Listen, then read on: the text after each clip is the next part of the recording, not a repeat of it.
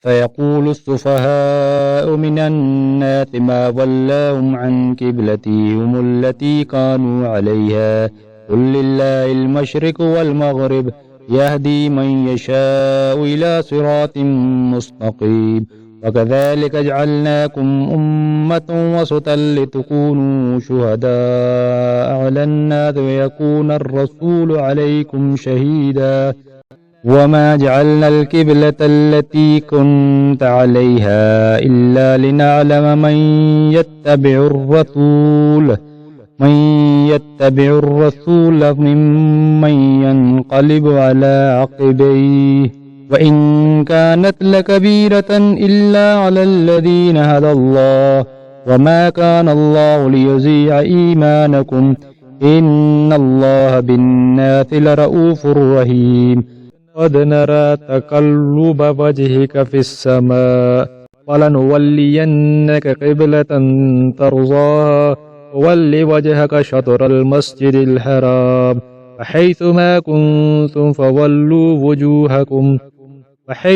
كنتم فولوا وجوهكم شطرا وإن الذين أوتوا الكتاب ليعلمون أنه الحق من ربهم وما الله بغافل عما يعملون ولئن أتيت الذين أوتوا الكتاب بكل آية ما تبعوا قبلتك وما أنت بتابع قبلتهم وما بعضهم بتابع قبلة بعض ولئن اتبعت أهواءهم من بعد ما جاءك من العلم إنك إذا لمن الظالمين الذين آتيناهم الكتاب يعرفونه كما يعرفون أبناءهم وإن فريقا منهم ليكتمون الحق وهم يعلمون الحق من ربك فلا تكونن من الممترين ولكل وجهة وموليها فاستبقوا الخيرات أينما تكونوا يأت بكم الله جميعا إن الله على كل شيء قدير ومن حيث خرجت فول وجهك شطر المسجد الحرام وإنه للحق من ربك وما الله بغافل عما تعملون ومن حيث خرجت فول وجهك شطر المسجد الحرام وحيثما كنتم فولوا وجوهكم شطره لئلا يكون للناس عليكم حجة إلا الذين ظلموا منهم فلا تخشوهم واخشوني ولأتم نعمتي عليكم ولعلكم تهتدون كما أرسلنا فيكم رسولا منكم يتلو عليكم آياتنا ويزكيكم ويعلمكم الكتاب والحكمة ويعلمكم ما لم تكونوا تعلمون فاذكروني أذكركم واشكروا لي ولا تكفرون يا أيها الذين آمنوا استعينوا بالصبر والصلاة إن الله مع الصابرين ولا تقولوا لمن يقتل في سبيل الله أموات بل أحياء ولكن لا تشعرون ولنبلونكم بشيء من الخوف والجوع ونقص من الأموال والأنفس والثمرات وبشر الصابرين الذين إذا أصابتهم مصيبة قالوا إنا لله وإنا إليه راجعون أولئك عليهم صلوات من ربهم ورحمة وأولئك هم المهتدون إن الصفا والمروة من شعائر الله ومن حج البيت أو اعتمر فلا جناح عليه أن يطوف بهما ومن تطوع خيرا فإن الله شاكر عليم إن الذين يكتمون ما أنزلنا من البينات والهدى من بعد ما بيناه للناس في الكتاب أولئك يلعنهم الله ويلعنهم اللاعنون إلا الذين تابوا وأصلحوا وبينوا فأولئك أتوب عليهم وأنا التواب الرحيم. إن الذين كفروا وماتوا وهم كفار أولئك عليهم لعنة الله والملائكة والناس أجمعين خالدين فيها لا يخفف عنهم العذاب ولا هم ينظرون. وإلهكم إله واحد لا إله إلا هو الرحمن الرحيم. إن في خلق السماوات والأرض واختلاف الليل والنهار والفلك التي تجري في البحر بما ينفع الناس وما أنزل الله من السماء من ماء فأحيا به الأرض بعد موتها وبث فيها من كل دابة وتصريف الرياح والسحاب المسخر بين السماء والأرض لآيات لقوم يعقلون.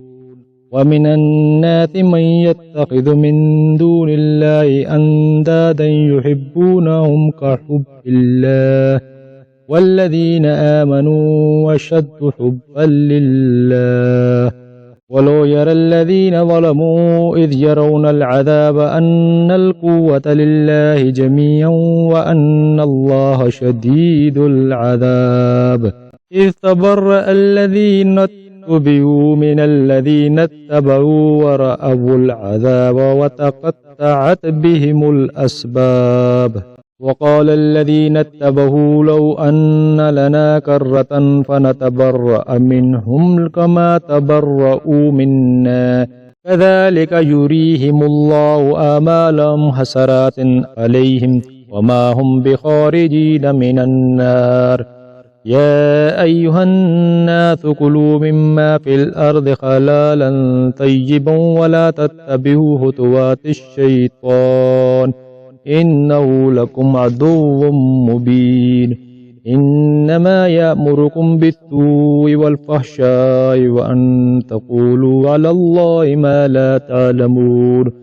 وإذا قيل لهم اتبعوا ما أنزل الله قالوا بل نتبع ما ألفينا عليه آباءنا أولو كان آباؤهم لا يعقلون شيئا ولا يهتدون. ومثل الذين كفروا كمثل الذي ينهق بما لا يسمع إلا دعاء ونداء صم بكم عمي فهم لا يعقلون. يا أيها الذين آمنوا كلوا من طيبات ما رزقناكم واشكروا لله إن كنتم إياه تعبدون. إنما حرم عليكم الميتة والدم ولحم الخنزير وما أهل به لغير الله فمن اضطر غير باغ ولا عاد فلا إثم عليه إن الله غفور رحيم. إن الذين يكتمون ما أنزل الله من الكتاب ويشترون به ثمنا قليلا أولئك ما يأكلون في بطونهم إلا النار ولا يكلمهم الله يوم القيامة ولا يزكيهم ولهم عذاب أليم. أولئك الذين اشتروا الضلالة بالهدى والعذاب بالمغفرة فما أصبرهم على النار ذلك بأن الله نزل الكتاب بالحق وإن الذين اختلفوا في الكتاب لفي شقاق بعيد. ليس البر أن تولوا وجوهكم قبل المشرق والمغرب ولكن البر من آمن بالله واليوم الآخر والملائكة والكتاب والنبيين وآتى المال على حبه ذوي القربى واليتامى والمساكين وابن السبيل والسائلين وفي الرقاب وأقام الصلاة وآتى الزكاة والموفون بعهدهم إذا عاهدوا والصابرين في البأساء والضراء وحين البأس أولئك الذين صدقوا وأولئك هم المتقون. يا أيها الذين آمنوا كتب عليكم القصاص في القتل الحر بالحر والعبد بالعبد والأنثى بالأنثى فمن عفي له من أخيه شيء فاتباع بالمعروف وأداء إليه بإحسان ذلك تخفيف من ربكم ورحمة فمن اعتدى بعد ذلك فله عذاب أليم ولكم في القصاص حياة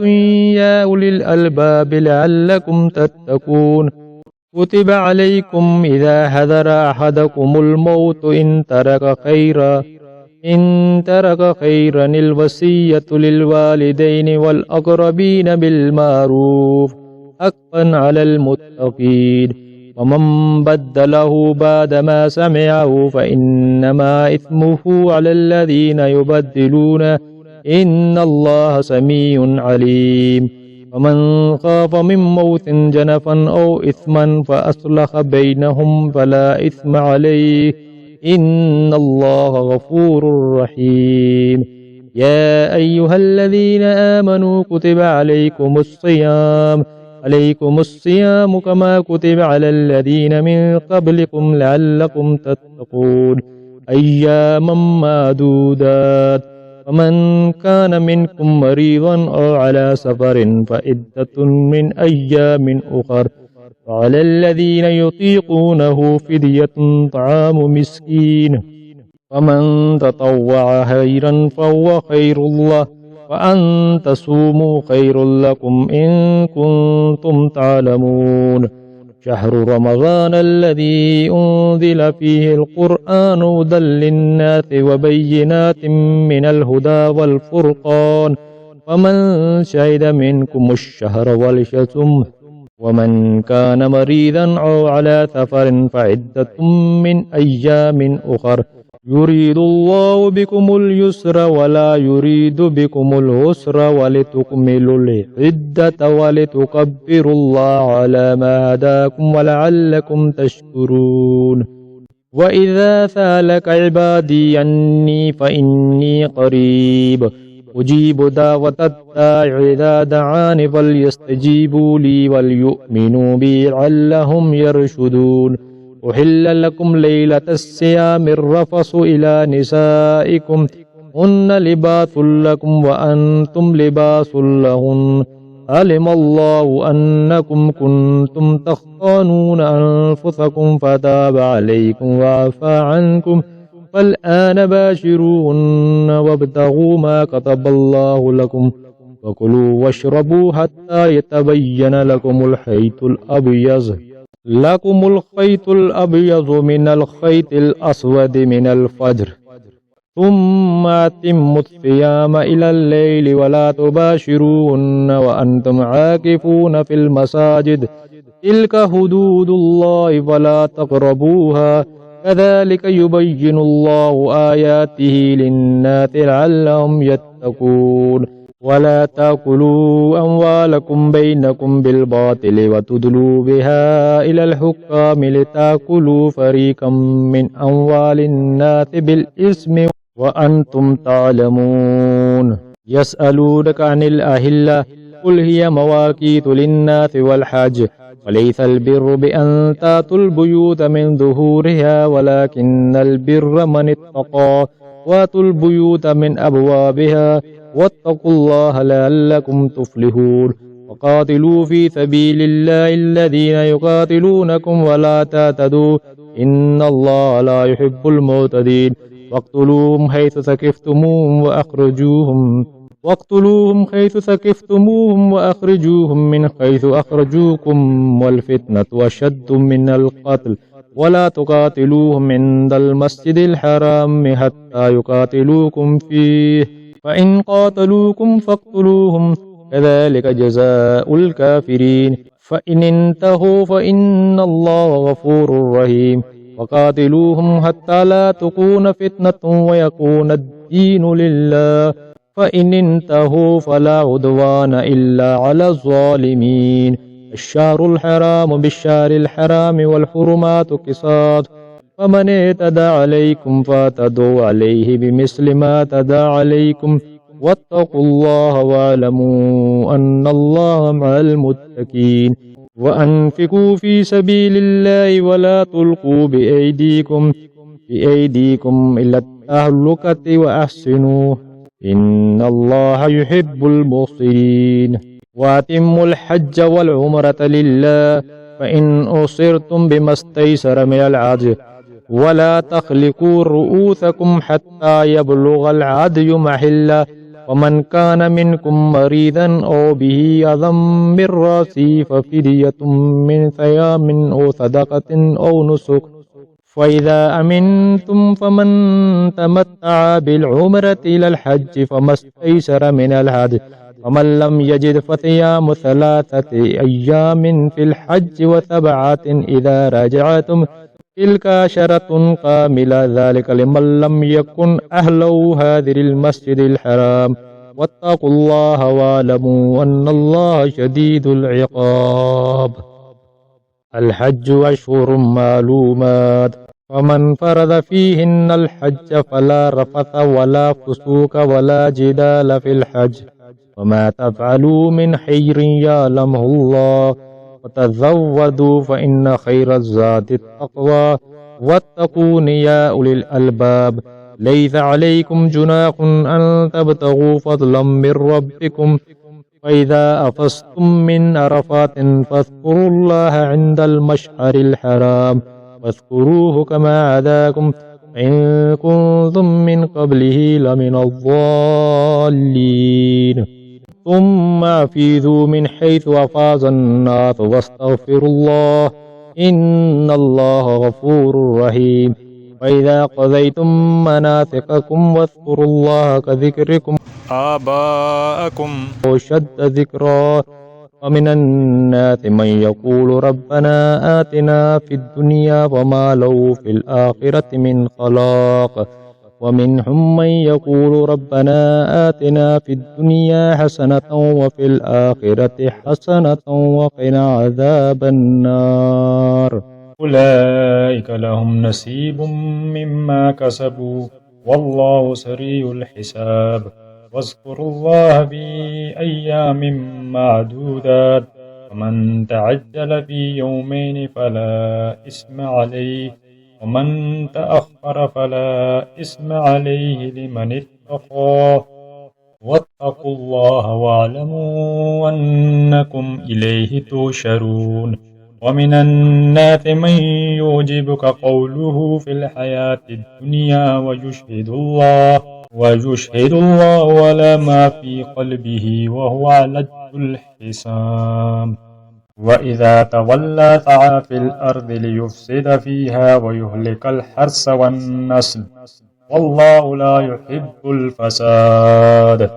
وإذا قيل له اتق الله أخذته العزة بالإثم فحسبه جهنم ولبئس المهاد ومن الناس من يشري نفسه ابتغاء مرضات الله والله رؤوف بالعباد يا أيها الذين آمنوا ادخلوا في السلم كافة ولا تتبعوا خطوات الشيطان إنه لكم عدو مبين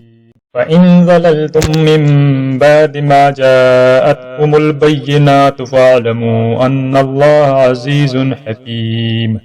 هل ينظرون إلا أن يأتيهم الله في ظلل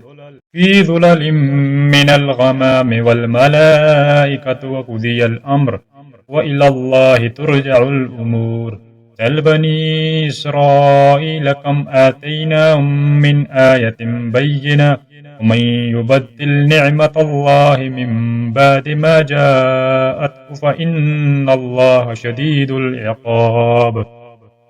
زين للذين كفروا الحياة الدنيا ويسخرون من الذين آمنوا والذين اتقوا فوقهم يوم القيامة والله يرزق من يشاء بغير حساب كان الناس أمة واحدة فبعث الله النبيين مبشرين ومنذرين وأنزل معهم الكتاب بالحق ليحكم بين الناس فيما اختلفوا فيه وما اختلف فيه إلا الذين أوتوه من بعد ما جاءتهم البينات بغيا بينهم وعد الله الذين آمنوا لما اختلفوا فيه من الحق بإذنه والله يهدي من يشاء إلى صراط مستقيم أم حسبتم أن تدخلوا الجنة ولما يأتكم مثل الذين خلوا من قبل مستهم البأساء والضراء وزلزلوا حتى يقول الرسول والذين آمنوا معه متى نصر الله ألا إن نصر الله قريب يسألونك ماذا ينفقون قل ما أنفقتم من خير فللوالدين والأقربين واليتامى والمساكين وابن السبيل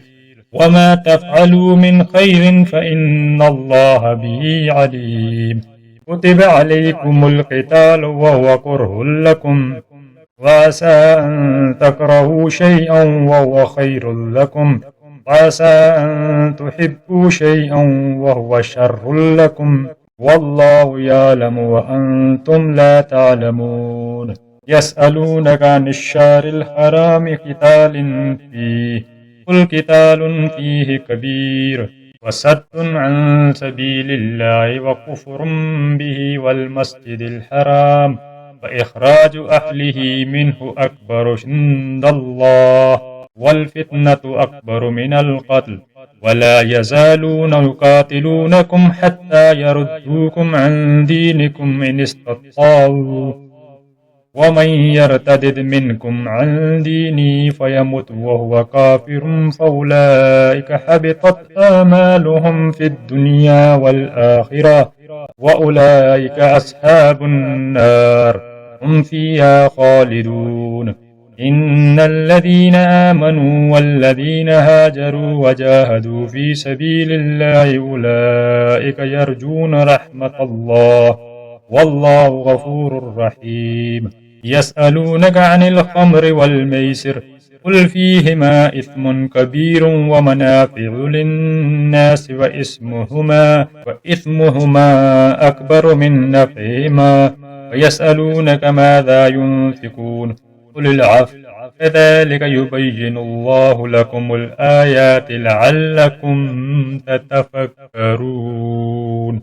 في الدنيا والآخرة ويسألونك عن اليتامى قل إصلاح لهم خير إن تخالطوهم فإخوانكم والله يعلم المفسد من المصلح ولو شاء الله لآنتكم إن الله عزيز حكيم ولا تنكحوا المشركات حتى يؤمن ولأمة مؤمنة خير من مشركة ولو أعجبتكم ولا تنكحوا المشركين حتى يؤمنوا ولعبد مؤمن خير من مشرك ولو أعجبكم أولئك يدعون إلى النار والله يدعو إلى الجنة والمغفرة بإذنه ويبين آياته للناس لعلهم يتفكرون ويسألونك عن المهيز قل هو أذى فاعتزلوا النساء في المهيز ولا تقربوهن حتى يطهرن فإذا تطهرن فأتوهن من حيث أمركم الله إن الله يحب التوابين ويحب المتطهرين نساؤكم حرث لكم فأتوا حرثكم أنى شئتم وقدموا لأنفسكم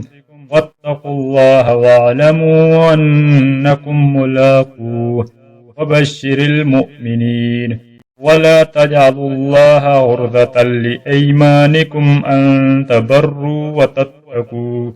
وتتقوا وتصلحوا بين الناس والله سميع عليم. لا يؤاخذكم الله باللغو في أيمانكم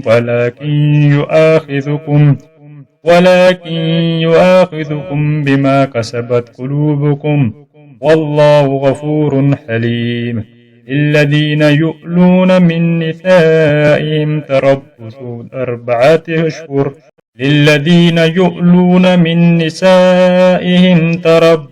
4 أشهر، فإن فاءوا فإن الله غفور رحيم. فإن عزموا الطلاق فإن الله سميع عليم. والمطلقات يتربصن بأنفسهن 3 قروء، ولا يحل لهن أن يكتمن ما خلق الله في أرحامهن إن كن يؤمن بالله واليوم الآخر، وبطولتهن أحق بردهن في ذلك إن أرادوا إصلاحا، ولهن مثل الذي عليهن بالمعروف، وللرجال عليهن درجة، والله عزيز حكيم. الطلاق 2 فإمساك بمعروف أو تسريح بإحسان، ولا يحل لكم أن تأخذوا مما آتيتموهن شيئا إلا أن يخاف ألا يقيم حدود الله، فإن خفتم ألا يقيم حدود الله فلا جناح عليهما فيما افتدت به، تلك حدود الله فلا تعتدوها، ومن يتعد حدود الله فأولئك هم الظالمون. فإن طلقها فلا تحل له من بعد حتى تنكح زوجا غيره، فإن طلقها فلا جناح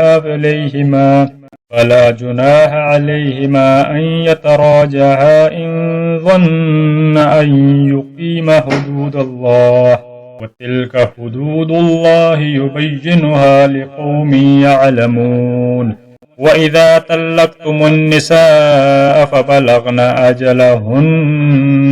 أجلهن فأمسكوهن بمعروف أو سرحوهن بمعروف، ولا تمسكوهن ضرارا لتعتدوا، ومن يفعل ذلك فقد ظلم نفسه. ولا تتخذوا آيات الله هزوا،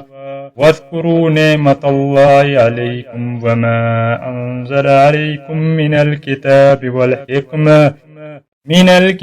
والحكمة يعظكم به، واتقوا الله واعلموا أن الله بكل شيء عليم.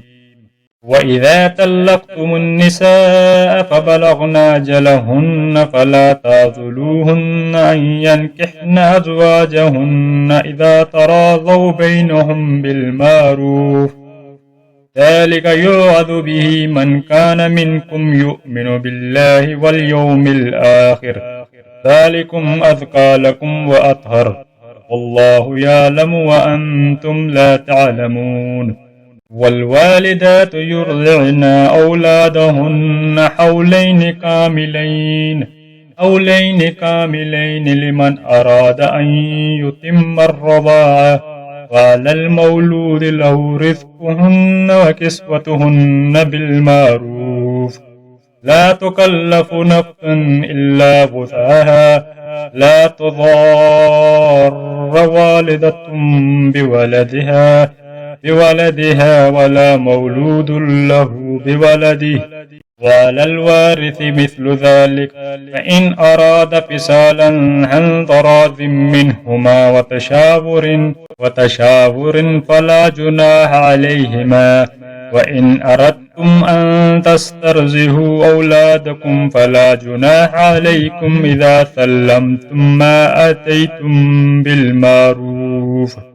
واتقوا الله واعلموا أن الله بما تعملون بصير. والذين يتوفون منكم ويذرون أزواجا يتربصن بأنفسهن 4 أشهر و10،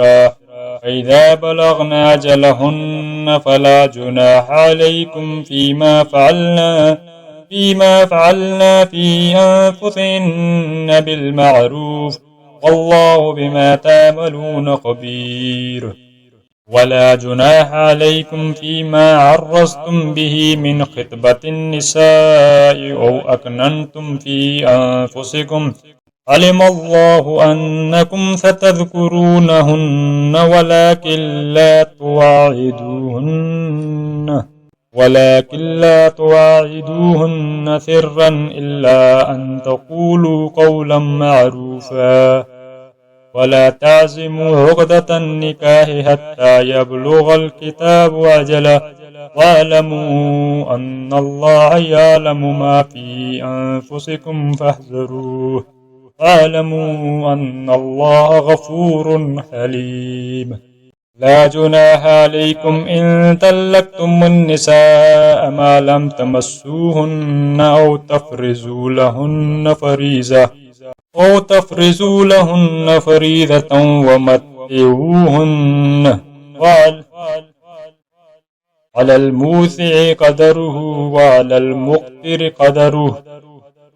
متاعا بالمعروف، حقا على المحسنين. وإن طلقتموهن من قبل أن تمسوهن وقد فرضتم لهن فريضة فنصف ما فرضتم إلا أن يعفون أو يعفو الذي بيده عقدة النكاح، وأن تعفوا أقرب للتقوى، ولا تنسوا الفضل بينكم، إن الله بما تعملون بصير. حافظوا على الصلوات والصلاة الوسطى وقوموا لله قانتين. فإن خفتم فرجالا أو ركبانا، وإذا عملتم فاذكروا الله كما علمكم ما لم تكونوا تعلمون. والذين يتوفون منكم ويذرون أزواجا وصية لأزواجهم متاعا إلى الحول غير إخراج، فإن خرجنا فلا جناح عليكم فيما فعلنا في أنفسهن من معروف، والله عزيز حكيم. وللمطلقات متاع بالمعروف، حقا على المتقين. كذلك يبين الله لكم آياته لعلكم تعقلون. ألم تر إلى الذين خرجوا من ديارهم وهم ألوف حذر الموت، قال لهم الله موتوا ثم أحياهم، إن الله لذو فضل على الناس ولكن أكثر الناس لا يشكرون. وقاتلوا في سبيل الله واعلموا أن الله سميع عليم. من ذا الذي يقرض الله قرضا حسنا فيضاعفه له أضعافا كثيرا، والله يقبض ويبسط وإليه ترجعون. ألم تر إلى الملأ من بني إسرائيل من بعد موسى إذ قالوا لنبي لهم ابعث لنا ملكا نقاتل في سبيل الله، قال هل عسيتم إن كتب عليكم القتال ألا تقاتلوا، قالوا وما لنا ألا نقاتل في سبيل الله وقد أخرجنا من ديارنا وأبنائنا، ولما كتب عليهم القتال تولوا إلا قليلا منهم، والله عليم بالظالمين.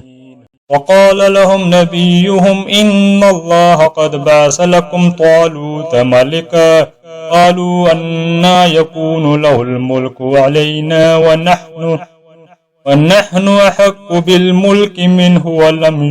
دافعة من المال. قال إن الله اصطفى عليكم وزاده بسطة في العلم والجسم، والله يؤتي ملكه من يشاء، الله واسع عليم. وقال لهم نبيهم إن آية ملكه أن يأتيكم التابوت فيه سكينة من ربكم وبقية مما ترك آل موسى وآل هارون تحمله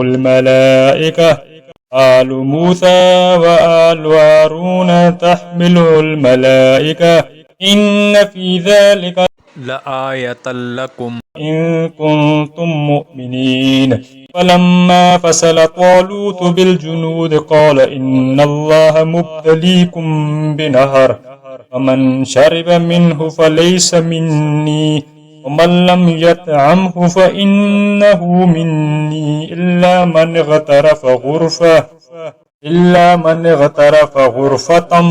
بيده، فشربوا منه إلا قليلا منهم. لما جاوزه هو والذين آمنوا معه قالوا لا طاقة لنا اليوم بجالوت وجنوده. قال الذين يظنون أنهم ملاقو الله كم من فئة قليلة غلبت فئة كثيرة بإذن الله، والله مع الصابرين. ولما برزوا لجالوت وجنوده قالوا ربنا أفرغ علينا صبرا وثبت أقدامنا وانصرنا على القوم الكافرين. فهزموهم بإذن الله. وقتل داود جالوت وآتاه الله الملك والحكمة وعلمه مما يشاء، ولولا دفع الله الناس بعضهم ببعض لفسدت في الأرض ولكن الله ذو فضل على العالمين. تلك آيات الله نتلوها عليك بالحق وإنك لمن المرسلين.